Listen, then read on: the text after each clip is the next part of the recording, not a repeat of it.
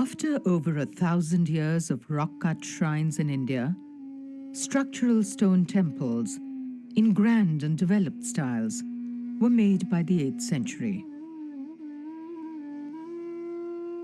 The southern form was seen in Tamil Nadu under the Pallavas.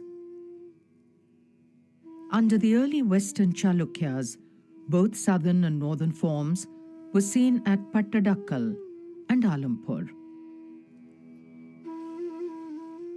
In the meantime, further northeast, the land of present-day Odisha witnessed prolific temple building by the 7th and 8th centuries. The region around Bhubaneswar had been a great center of religious activity since early times. There are edicts of Emperor Ashoka of the 3rd and Jaina caves of the 2nd century BC.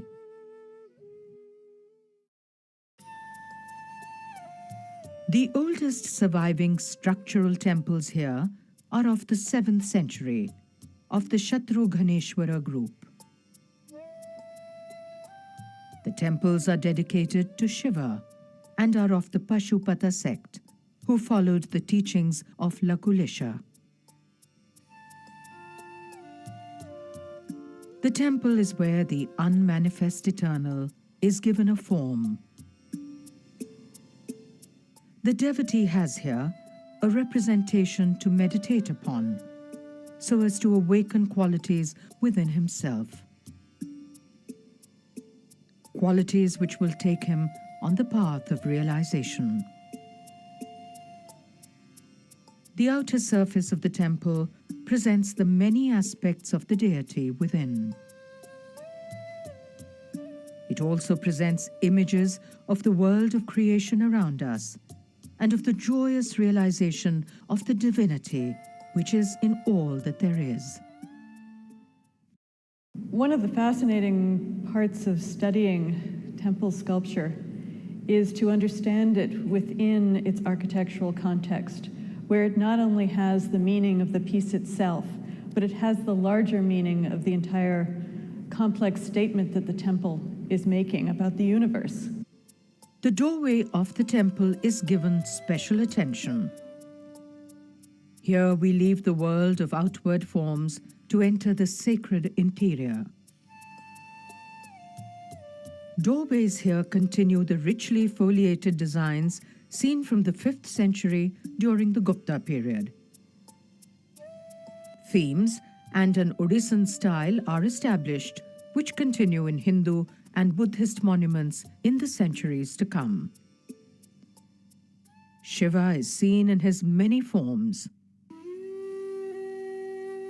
A well-preserved temple of the 7th or 8th century is the Parshurameshwara, also of the Pashupata sect. All Indian temples are made according to norms and proportions, which are carefully laid down. Here in Odisha, we are fortunate that texts have survived which give distinctive names, descriptions, proportions, and measurements of the different sections of the temples. Odisha is also a rare place where the traditions and canons have been passed on from father to son among a few surviving families of sthapatis or builders and artists. The temple is made in 2 parts. The tower is called Dyul in Odisha, and the hall is called a Jagmohan. The Parshurameshwara temple faces west, and its Dyul is about 40 feet high. The walls of both the Dyul and the Jagmohan are lavishly sculpted, with architectural motifs and a profusion of figures.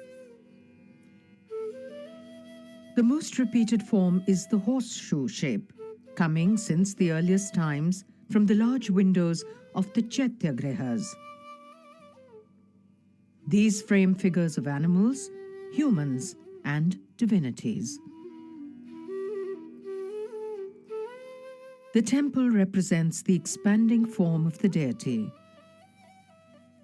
From the dark interior of the sanctum, Shiva is now seen in many manifestations.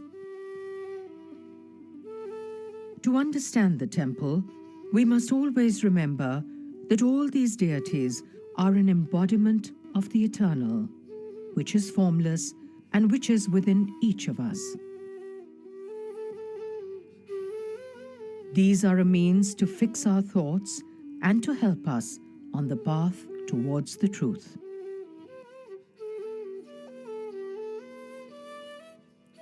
Central projections on 3 sides of the tower contain the images most closely related to Shiva. These include his sons Ganesha and Kartikeya, who occupies the niche on the east. The peacock which he rides is seen below, killing a snake, as peacocks are known to do. The lintel above the niche depicts the marriage of Shiva and Parvati.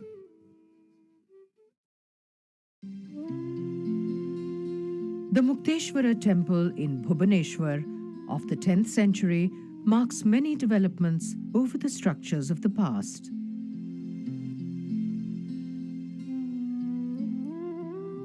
It is small, with a dual or tower less than 35 feet high. However, it is acclaimed as a gem of Odisha architecture and is richly carved. We see here Nagas and Naganis, with their long serpent tails coiled around pilasters on which they are made. This is one of the favorite themes of the Odisha sculptors and rarely seen in any other part of India. The roof of the Jagmohan or hall has by now taken on the Pidha shape, which was to become typical in this region. Myths of Lord Shiva and the tales of the victory of knowledge over the evil of ignorance abound on the temple walls. There is also the all-pervasive sense of joy which fills the depictions. The sculptures include a fine figure of Nataraja, Shiva in his cosmic dance. Warriors, both men and women, mounted on a lion or griffin are made, often trampling an elephant.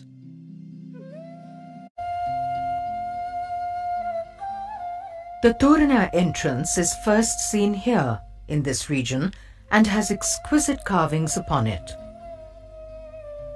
On the upper part of the Deul appears an elaborately decorated ornament of Odissan architecture, the Bho. It consists of a Chaitya arch with a Kirti Mukha above.